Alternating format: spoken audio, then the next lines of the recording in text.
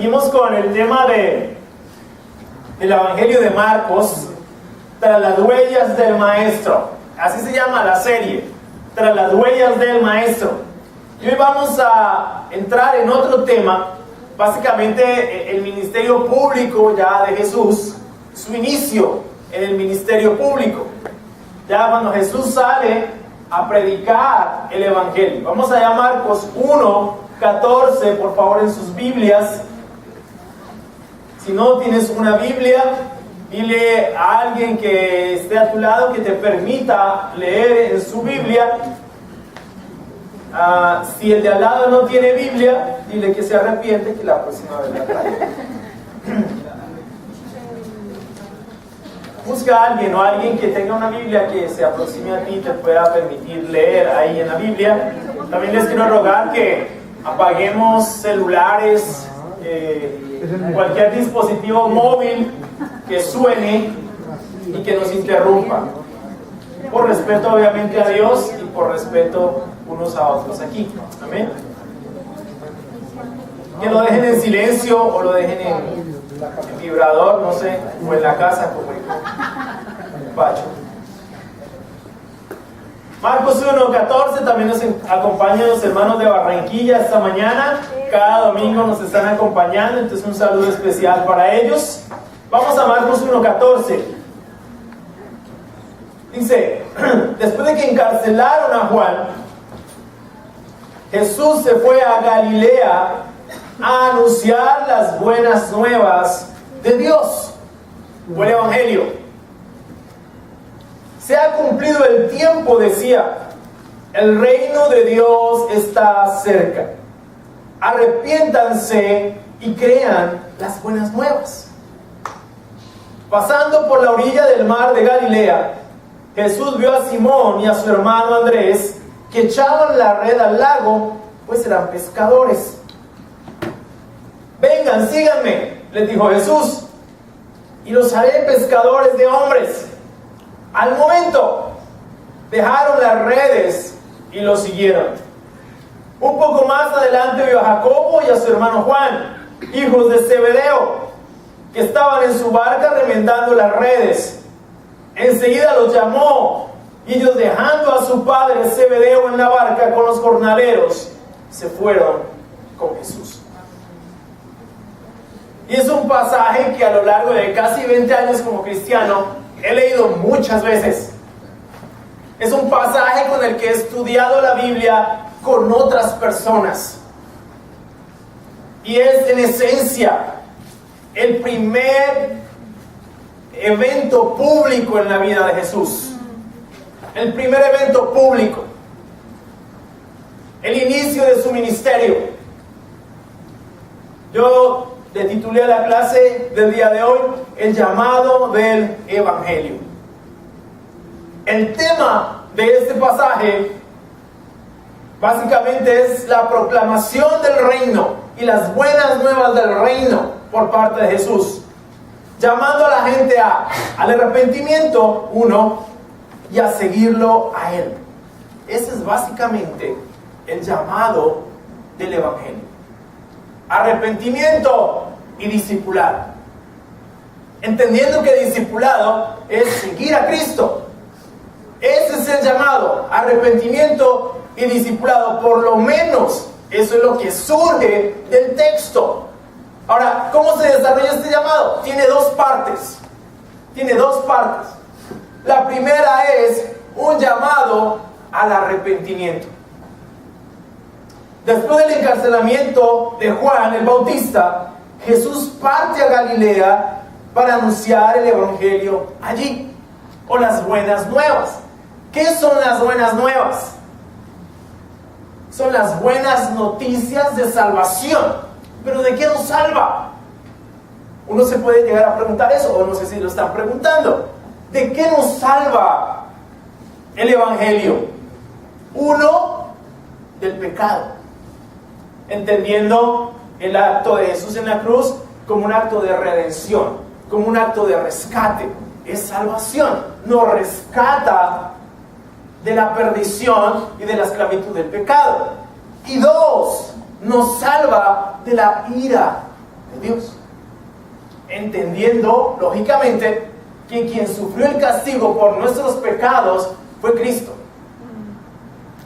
Así es. Ahora, esas son buenas nuevas para nosotros. Ujú. Esas son buenas nuevas para nosotros. Pero también indica una gran responsabilidad de parte nuestra. Ya alguien pagó una deuda que tú debías. Entonces nuestra respuesta al Evangelio es básicamente estas dos cosas: arrepentimiento y discipulado.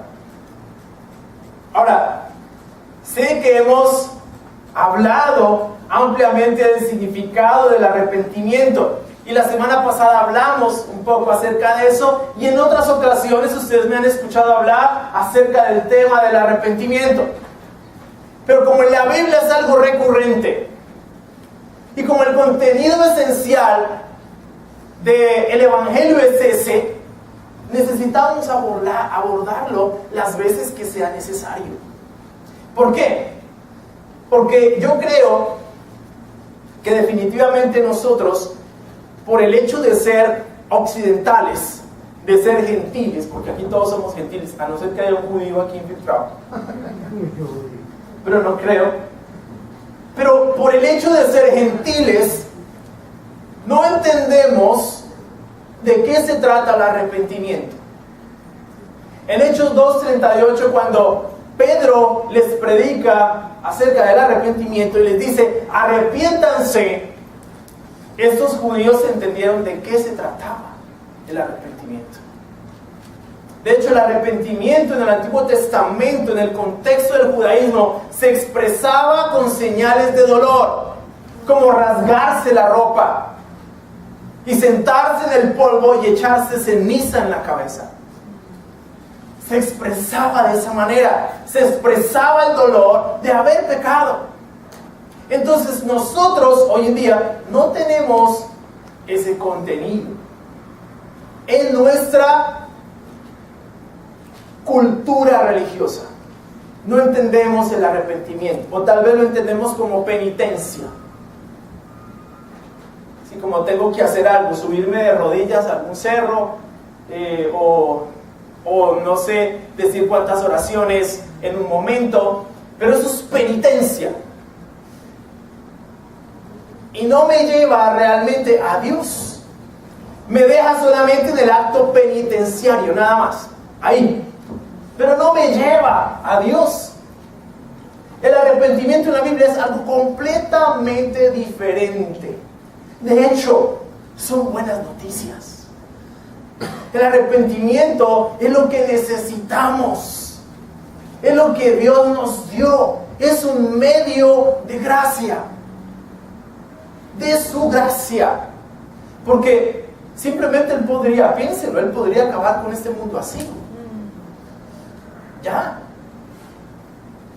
Mi profesor de teología del posgrado es un moreno, se llama Fernando Mosquera Brand, es muy chistoso también. Me dice que él le tiene miedo a los ya basta de Dios. Entonces cuando a los ya basta, ¿eso es una palabra hebrea? ¿Qué es eso? Yo no entendía. A los ya basta, ¿qué es eso? A los ya basta, es decir, a los basta ya de Dios. Basta. Y él decía, porque después de eso viene la destrucción.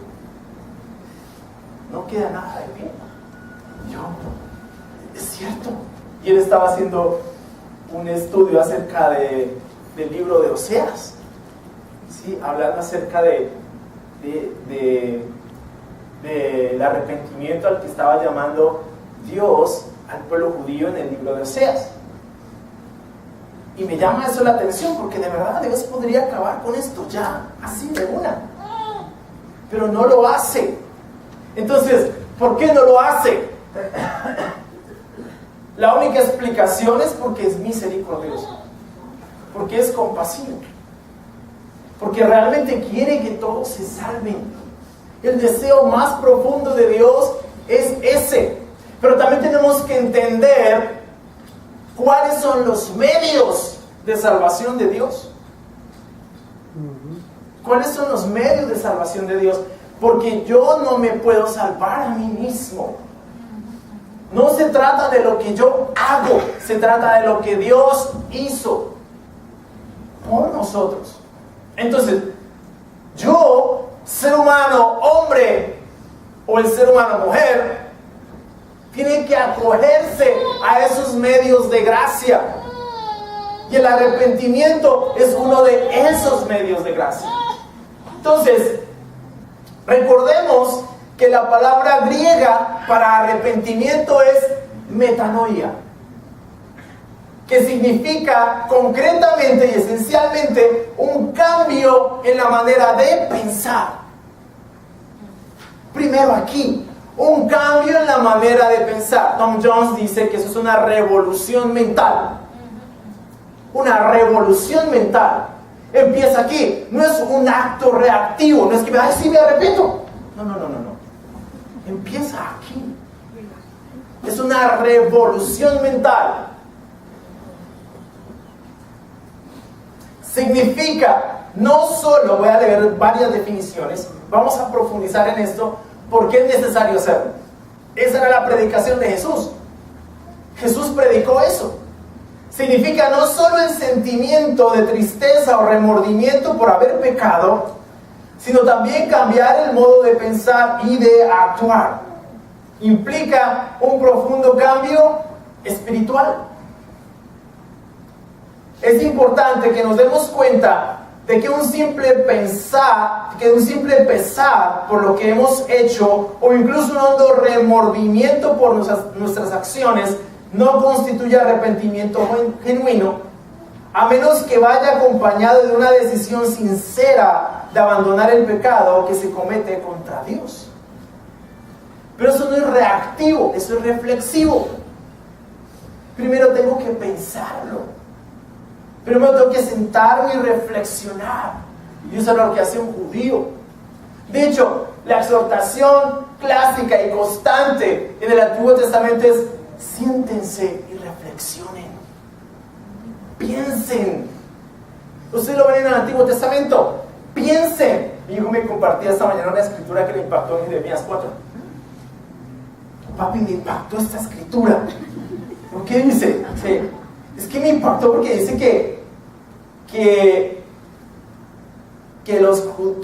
Jerusalén, para poder ser salva, tiene que cuidar sus pensamientos. En su versión, ¿no? Yo, claro, interesante cómo él le impactó a eso, le llamó la atención, porque definitivamente el arrepentimiento es un acto de reflexión. Es un acto de sentarte y pensar. Cuando los judíos se sentaban en el polvo, se rasgaban sus vestidos y se echaban ceniza, se sentaban a reflexionar en su conducta, en sus hechos, en su vida. Eso no lo hacemos nosotros como colombianos. No. El colombiano, como colombianos, porque estamos en Colombia, paisas, somos gente supremamente hiperactiva. Estamos haciendo muchísimas cosas todo el tiempo, pero sentarnos, quedarnos quietos a pensar, no lo hacemos. De hecho, hay un dicho acá en Colombia: el que piensa pierde. ¿Sí o no? El que piensa pierde. Nuestra cultura no es una cultura que medita, que piensa. Nuestra cultura es hiperactiva, todo el tiempo está haciendo algo y tienes que hacer algo, pero no te sientas a reflexionar. Para tomar decisiones no pensamos muchas veces, simplemente tomamos la decisión. Pocas veces nos sentamos a planear qué vamos a hacer, por ejemplo, en el día, qué vamos a hacer, por ejemplo, en la semana. Somos una cultura perezosa, indisciplinada. Somos trabajadores, eso sí, para trabajar no hay otro. El colombiano está solo, y más el paisa. Está solo para trabajar. No hay alguien que se le ponga al pie y que rinda de la manera que un colombiano trabaja, pero no trabaja en equipo, no lo sabe hacer, no reflexiona, no trabaja. Por eso en España, por eso fue que tanto colombiano se fue para España, por eso les dieron visa rapidito y nos vamos, y nos explotaron. Tengo un familiar que se fue para España y quedó allá enarbolado porque compró una casa de yo no sé cuántos millones de pesos, no se puede regresar, y va a durar más o menos unos 30, 40 años pagando esa casa. Y la situación en España está supremamente mal, la economía. Pero porque nosotros no pensamos a largo plazo. Cuando yo le digo a alguien, piensa a largo plazo, uy, ¿cómo es eso? Porque entonces, como no somos una cultura que reflexiona, entendemos el arrepentimiento como algo que hay que hacer y no como algo que hay que pensar primero. ¿Sí me explico? Somos reactivos. Tú tienes que cambiar. Listo, ¿qué hago? No, piensa. Siéntate a escuchar, a leer las escrituras. Porque la palabra en griego es un cambio en la manera de pensar. Romanos 12:2 dice que si cambias tu manera de pensar, cambia tu manera de vivir. Pero empieza dentro de nosotros. Entonces, por eso es que es tan importante el arrepentimiento.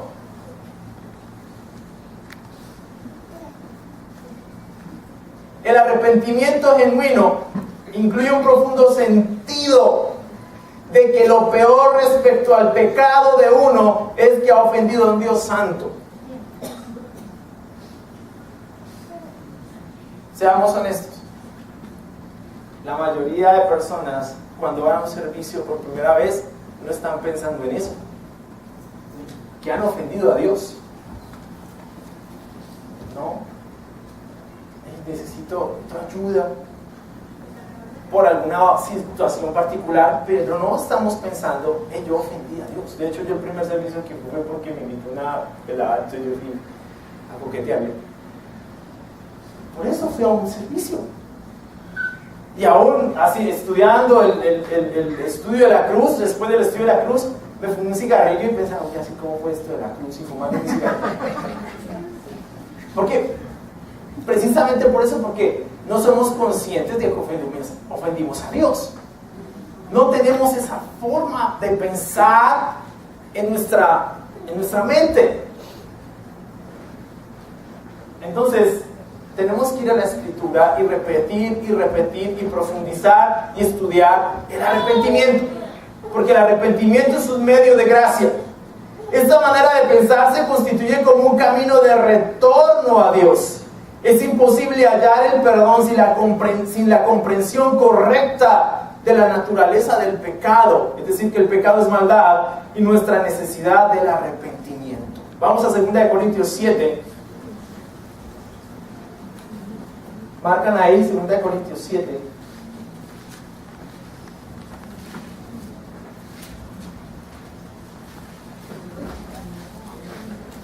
Versículo 9.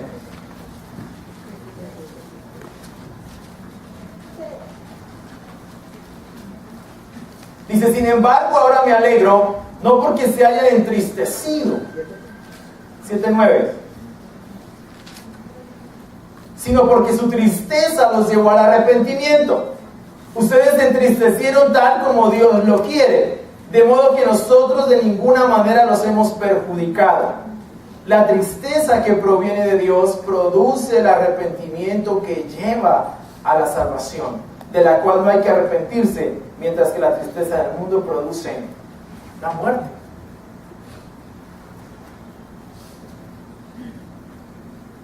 Pero yo no puedo llegar a esa profundidad en mi arrepentimiento si no me siento a reflexionar, guiado por las Escrituras, de qué se trata el arrepentimiento.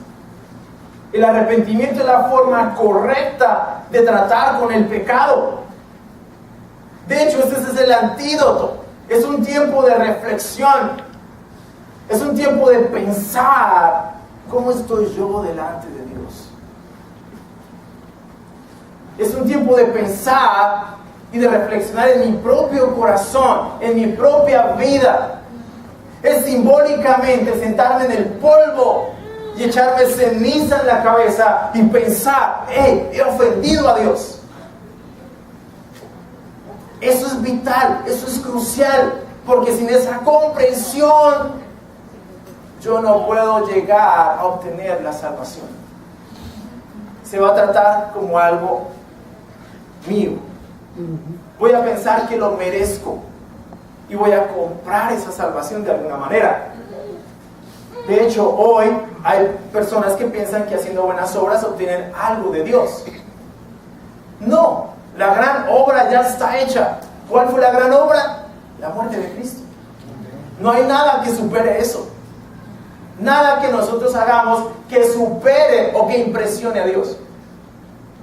Entonces, lo único que se nos entregó para regresar a Dios es el arrepentimiento. Es lo primero, es lo que Jesús predica. Arrepíntanse. Es el camino de retorno a Dios. Es la forma en que yo trato mi propio corazón. Es la forma en que elimino la maldad de mi vida. Pero es eso, es la forma de hacerlo. Quería enfocarme aquí porque es algo que tenemos que tener supremamente claro. Miren, nosotros muy fácilmente toleramos la maldad en nuestra vida. La toleramos. Incluso la justificamos. La racionalizamos y la minimizamos. ¿Sí? Resulta que ni siquiera nuestro cuerpo hace eso.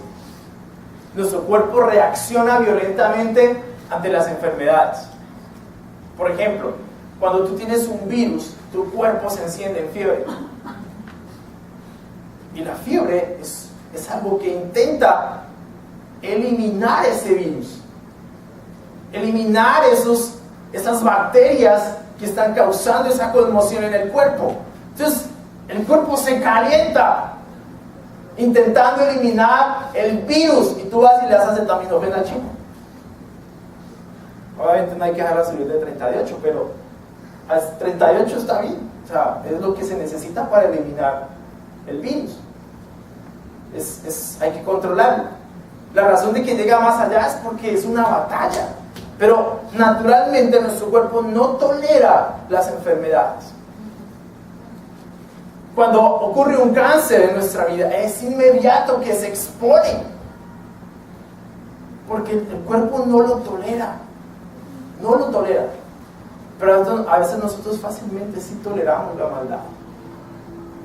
La racionalizamos y la minimizamos. ¿Sí me explico? Y a veces tal vez podemos llegar a pensar que no es tan grave lo que nos ocurre. Y nos comenzamos a comparar con otros. Incluso llegamos a ver, pero el pecado a veces no es tan grave como el mío, yo estoy bien. Dejamos de ver las cosas como Dios las ve. Y no hay pecado pequeño. Si no, Cristo no hubiese muerto en la cruz. Hubiese muerto en la cruz por algunos pecados, no por todos. Pero el orgullo, la envidia, ahorita vamos a ver una lista, el adulterio, la inmoralidad, todo está al mismo nivel para Dios. Tal vez para nosotros tengan consecuencias diferentes, lógico. El adulterio tiene unas consecuencias diferentes a la mentira, pero finalmente es maldad. Pero para nosotros es más fácil tolerar una mentira que tolerar lo otro. De hecho, yo puedo incluso tolerar tanto mi pecado que me justifico del pecado de otro. Somos así, sin darnos cuenta que para Dios eso es exactamente lo mismo. ¿Qué es el arrepentimiento? Es la forma correcta de tratar tu corazón. Y el arrepentimiento tiene 3 elementos importantes. 1, una comprensión intelectual. Recordemos que es un cambio en la manera de pensar. ¿Qué comprensión intelectual? De que el pecado es maldad, sea el que sea. El chisme, el orgullo, la arrogancia, la hipocresía, la mentira, es maldad. No podemos minimizarlo. No, es que es una mentira piadosa. ¿En serio? ¿Podemos hacer del pecado algo piadoso? ¿Podemos hacer de la maldad algo piadoso? No es posible. Es una mala comprensión. Entonces el arrepentimiento verdadero nos ayuda a comprender que el pecado es maldad. 2, es una aprobación emocional de las enseñanzas bíblicas respecto al pecado. Es decir, sentir tristeza por el pecado y aborrecerlo. Yo me he preguntado y yo le he dicho a Dios, yo no aborrezco el pecado como tú lo aborreces. Y estamos en una sociedad que se acomodó al pecado, lo justificó, lo insertó en su cultura. Entonces ya es algo cultural. Entonces como tal debo tolerarlo. No es normal, todo el mundo vive así. Está bien, no hay ningún problema.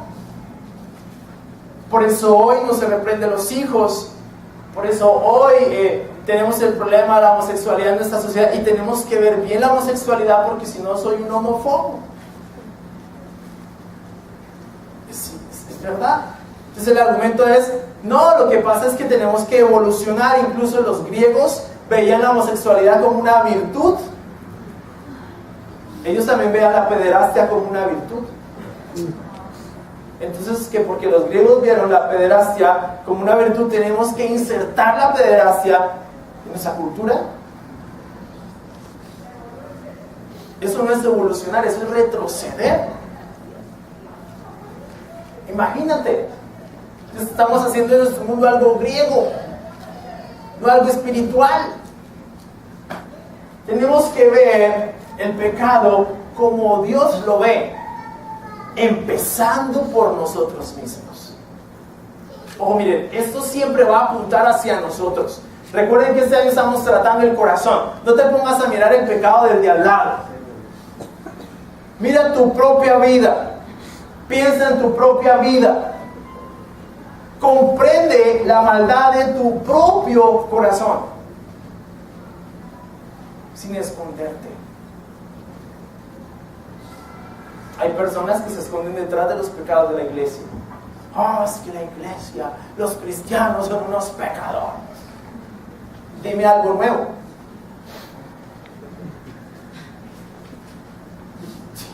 Eso no es nuevo. Es más, ¿has leído Primera de Corintios? Primera de Corintios es la carta más dura que hay. Si esa carta no estuviera en la Biblia, yo no la leería. Porque ahí habla de cosas terribles. Sin embargo, cuando tú vas a Primera de Corintios, en el capítulo 1,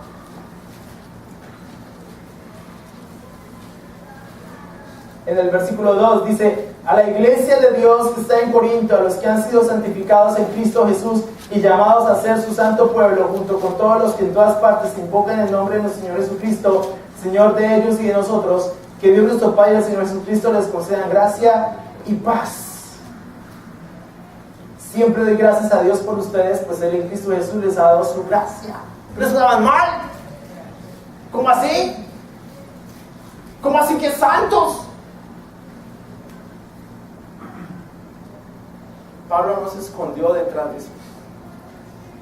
Son santos, pero necesitan arrepentirse. Ese fue el llamado de Pablo en 1 Corintios. Con esto no estoy diciendo que un cristiano tiene derecho a pecar, no tiene derecho a pecar. Si fue rescatado, si fue limpiado, si fue redimido, pero va a pasar. Vamos a pecar, porque esa es nuestra tendencia, porque esa es nuestra memoria. Vamos a pecar. Pero ¿qué nos dejó Dios? Un medio de gracia para regresar a Él.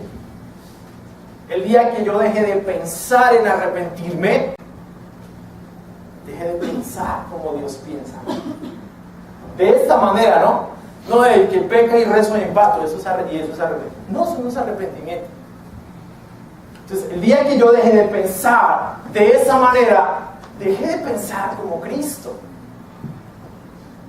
Dejé de pensar así. El arrepentimiento no es solamente para antes del bautismo, es antes y después. Es algo que yo tengo que vivir, es una filosofía de vida. Tengo que estar arrepintiéndome todo el tiempo y tengo que madurar en ese arrepentimiento y tengo que crecer en ese arrepentimiento. Es la única manera de tratar mi propio corazón, mi propio pecado. Es lo que yo tengo que hacer y es lo que llamó Jesús a esas personas. El tercer elemento es decisión personal de apartarse de él. Es decir, renunciar al pecado y una decisión espontánea de abandonarlo y llevar una vida de obediencia a Cristo. Son tres cosas. Es una revolución espiritual, pero son esas tres cosas: comprensión intelectual, una aprobación emocional, es decir, sentir tristeza, y una decisión de apartarme. Esa es la progresión. Ese es el contenido del arrepentimiento. Eso es lo que tenemos que hacer como cristianos. Eso es el Evangelio. Y es un medio de gracia. Y yo me alegro porque cuando nos arrepentimos realmente, entendemos la gracia. Entendemos que la única razón por la cual yo puedo arrepentirme es porque Dios en su gracia me concedió eso. Me mostró el camino de regreso. Espero que lo entiendan. Estoy tratando de convencerlos de eso. De que se arrepientan. De que si hay alguno cristiano que está pecando, que se arrepienta. Eso es un medio de gracia. La tristeza que produce la muerte, ¿saben cuál es? Esa tristeza que produce desánimo y que te lleva a pensar en ti mismo, no en Dios. Culpa que te encierra en las cuatro paredes de tu egoísmo y no te deja mirar a Dios. Esa tristeza lleva a la muerte. Pero la tristeza que lleva al arrepentimiento, la tristeza que le agrada a Dios, es esa, la que lleva al arrepentimiento, la que nos regresa a Dios. Y eso es buenas nuevas. ¿Te imaginas no tener eso? Solamente tenemos que hacer eso. En el Antiguo Testamento tenía que ofrecer un holocausto. Cuando un hombre tocaba un cadáver tenía que ir, quedaba impuro 7 días. Ya no tenemos que hacer nada de eso. Solo que tenemos que ir con mucha reverencia delante de Dios y pedir perdón. Sentir tristeza por nuestro pecado y tomar la decisión de abandonarlo. ¿Tan fácil? Sí. Pero a veces no lo hacemos. Siendo tan fácil. Así es. Porque eso es su gracia. Entiendan que eso es lo que Dios quiere. No nos encerremos en nosotros mismos. Nosotros no vamos a hacer nada. No le crean nada a este señor Gonzalo Gallo, que es que por dentro está no sé qué, que tú puedes hacer por ti mismo. Nada.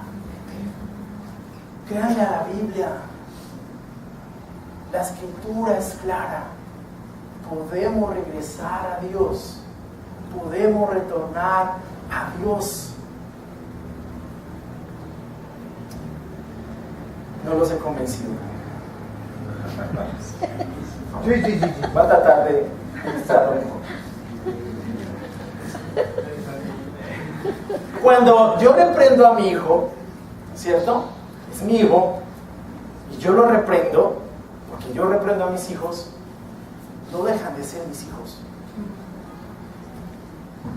No dejan de ser mis hijos. Pero sí lo reprendo. Y los llamo a que hagan las cosas bien. ¿Sí? Pero no dejan de ser mis hijos. Es más, Yo espero eso de ellos. Lo espero. Hay algo que nos engaña. Y es esa tristeza que no le agrada a Dios. Es esa tristeza de pensar, pero yo ofendí a Dios, yo mejor no vuelvo a la iglesia. Eso no es arrepentimiento. Yo no merezco nada de Dios. Es verdad, no lo mereces. No lo mereces. Ninguno acá. Pero no dejes que esa forma de pensar te engañe. Porque aunque no lo mereces, Jesús pagó por ti. Así es.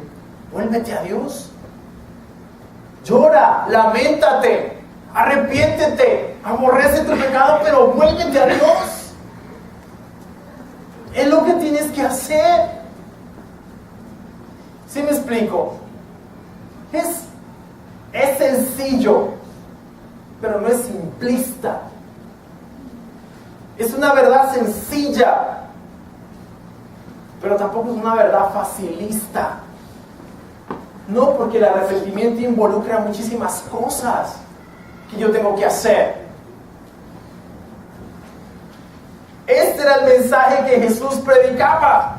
Mateo 4:17 habla de lo mismo. Jesús hace el llamado: arrepiéntanse porque el reino de Dios está cerca. Ahora, ¿cuál es la razón del arrepentimiento? El reino de Dios, el gobierno de Dios en el corazón de cada uno de nosotros. Vamos a Gálatas 5. Espero les esté ayudando. Claro que sí. Gálatas 5:19.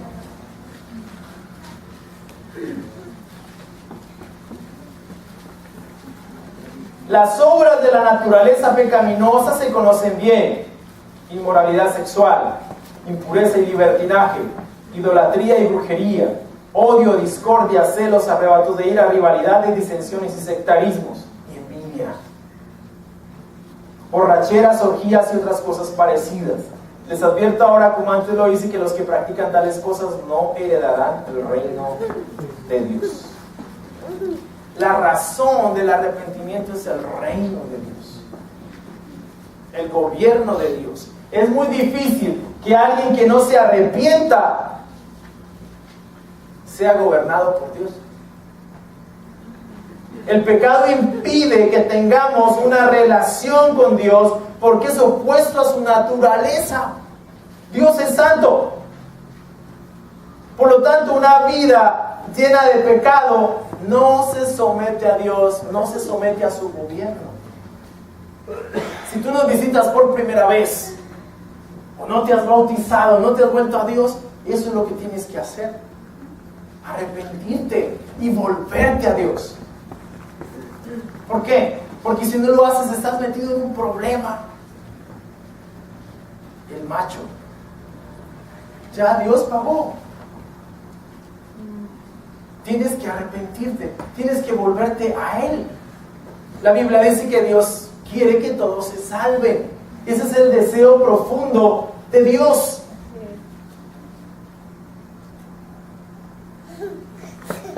La raíz de los problemas que tenemos el día de hoy es esto, el pecado. El arrepentimiento puede producir un profundo cambio moral y espiritual en nuestra sociedad. Aún los pandilleros de Centroamérica reconocen esa posibilidad. Los Maras Salvatrucha, que es una de las pandillas más peligrosas del mundo, de las más peligrosas, si no la más peligrosa, establecen que la única forma de salir de la pandilla de los Maras Salvatrucha es pasando a la pandilla de Jesús. Ojo a lo que les digo. Y si un hombre, ojo, porque esto es serio, si un pandillero de estos se vuelve cristiano y deja el cristianismo, ellos lo asesinan. Se toma como traición, porque para ellos es serio. La única forma de salir de allí es haciéndote cristiano. Ellos lo reconocen. Imagínate. Si tú nos visitas por primera vez, tienes el privilegio enorme, la posibilidad, mediante el arrepentimiento, de tener una verdadera relación con Dios, de entender tu propia naturaleza, de entender tu propio corazón y de volverte a Dios. Pero también tienes la posibilidad de sacar excusas y simplemente dejar esto ahí. Pero esa es la condición esencial: volverse a Dios. En la predicación de Jesús el arrepentimiento era algo supremamente necesario. Sin arrepentimiento no habría una verdadera conversión, y eso era lo que él buscaba de la gente, una profunda y verdadera conversión. Y hoy las conversiones son muy fáciles y muy sencillas con este llamado de recibir a Jesús en el corazón. Eso no es arrepentimiento, eso no es evangelio, eso no es. Aquí vemos otra cosa completamente diferente. Lo vemos completamente diferente. El segundo, o la segunda parte del llamado, es un llamado a seguir a Jesús. Del versículo 16 al 20, Marcos 1. 16. En el 17 dice: vengan, síganme, les dijo Jesús, y los haré pescadores de hombres. Síganme, les dice Jesús a Pedro y a Andrés. Eran pescadores, y en esa época era un muy buen oficio, daba para mantener bien a la familia y proveerse de un buen futuro. Pero ¿qué significa ese síganme? Ese síganme significa caminar en las huellas del Maestro. No es un simple vayan detrás mío, es caminar en las huellas del Maestro. Pero sin arrepentimiento es muy difícil hacer eso. No lo voy a hacer. Si no me arrepiento, si no me vuelvo a Dios, no voy a hacer eso, porque no voy a ver la necesidad de seguir a Jesús. ¿Para qué? Entonces, síganme es caminar en las huellas del Maestro, seguir de corazón a Cristo. Ahora, este llamado sigue vigente para nosotros y es esencial en cualquier predicación de la que se hable o que hable del Evangelio: seguir a Cristo. Hay varios pasajes que nos llaman cómo seguimos a Jesús. Lucas 9:23, quiero que vayamos allá.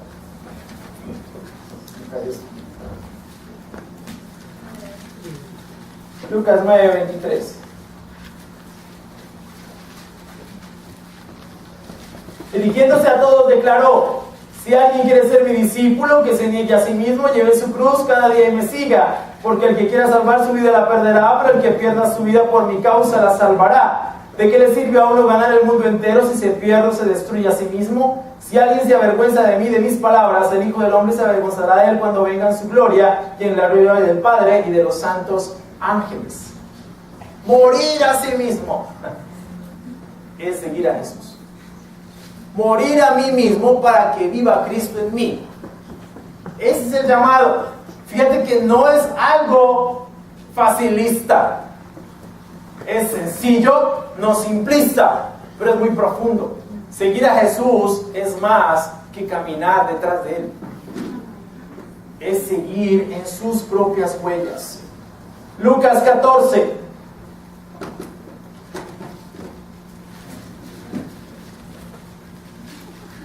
Lucas 14:25 dice: grandes multitudes seguían a Jesús y Él se volvió y les dijo: si alguno viene a mí y no sacrifica el amor a su padre y a su madre, a su esposa y a sus hijos, a sus hermanos y a sus hermanas, y aún a su propia vida, no puede ser mi discípulo. Y el que no carga su cruz y me sigue no puede ser mi discípulo.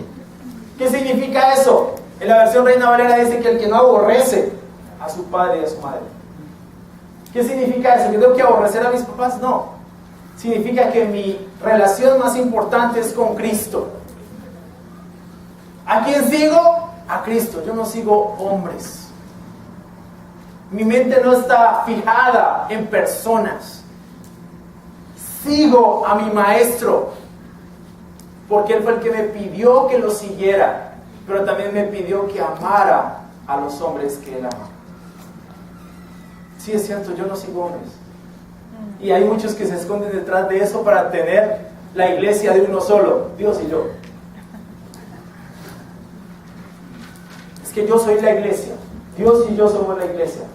Eso es egoísmo. Y en ninguna parte de la escritura está. Yo no sigo a hombres. Sí, es cierto. Yo sigo a Cristo. Pero Cristo me llama a amar a los hombres que Él ama. Esa es mi obligación. Amar a Cristo primero que a cualquier otra cosa en este mundo. Pero amar también a los hombres que Él ama. Amar al prójimo como a mí mismo. Eso significa ser verdaderamente un discípulo. No te escondas detrás de esa premisa. No, es que yo no sigo a hombres, yo soy de la iglesia unitaria, Dios y yo. Juan 8:31.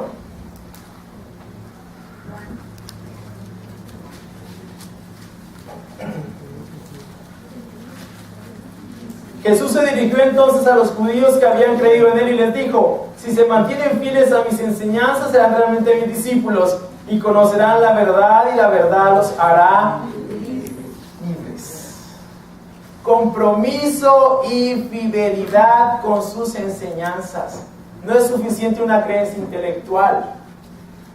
Para Jesús es importante que lo sigamos verdaderamente, que seamos fieles a sus enseñanzas o fieles a sus enseñanzas.